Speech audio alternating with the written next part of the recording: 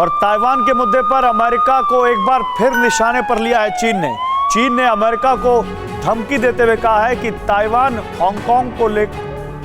को लेकर अमेरिका ने चीन को खरी खरी सुनाई है, माफ कीजिएगा। और अमेरिका ने कहा है कि ताइवान हांगकांग को लेकर चीन ने अपना वादा तोड़ा है और चीन के साथ कई मुद्दों को लेकर विवाद है।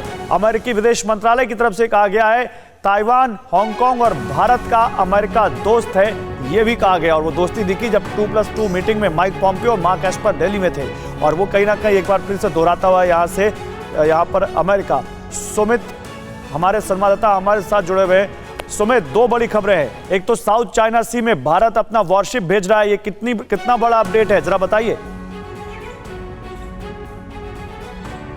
देखिए गौरव, एक बात तो तय है कि चीन के लिए मुश्किल ना सिर्फ एलएसी पर है बल्कि समंदर में है और उसके लिए बड़ा चैलेंज समंदर में ही है, क्योंकि वो उसको एक अपना ऑटोनोमस रीजन मानता है। वो लगातार साउथ चाइना सी पर अपनी धौस जमाता है और अगर उसको चैलेंज करता है ना सिर्फ भारत बल्कि अगर दूसरे देश फिलीपींस हो, लगातार जापान खड़ा, ताइवान खड़ा हो गया, तो ये चीजें उसके लिए बहुत ज्यादा खतरनाक है, क्योंकि जिन छोटे देशों को खासतौर पर ताइवान, फिलीपींस, दूसरे देशों एक तरफ वो भारत ने जमीन पर तो चाइना के ऊपर शिकंजा कस ही दिया है, अब समंदर में भी शिकंजा कसने की तैयारी है।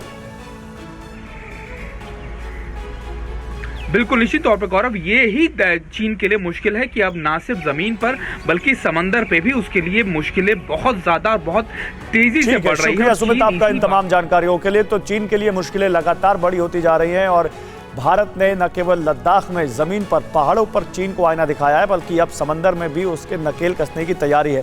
फिक्र आपकी, सोमवार से शुक्रवार रात 9 बजे सिर्फ TV9 भारतवर्ष पर।